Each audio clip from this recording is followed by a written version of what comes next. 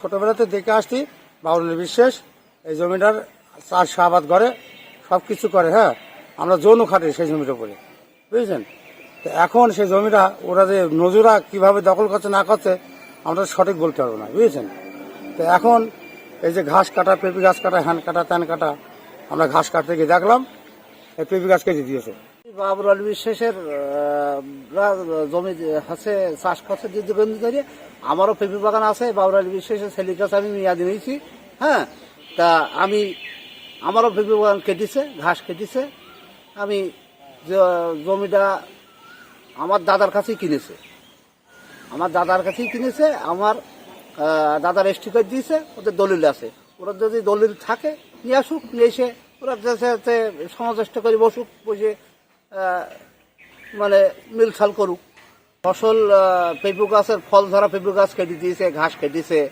এখন তাদের কাগজপত্র থাকলে পারে তারা নিয়ে আসুক, নিয়ে এসে সমাজে পাঁচটা মানুষের সাথে বলুক, বলে যে কাদের পাওনা হয়েছে, পাওনা কাগজপত্র দেখুক, দেখে বলুক। দরকারি ঘাসও কেটে নিতে ওই নিয়ে কত মেয়ে মানুষ এসে কেন তুমি ঘাস কাটলি কেন? তোমাদের তো পাওনা হয় কোটে হবে, তুমি আগে ঘাস কাটতে যাবে কেন?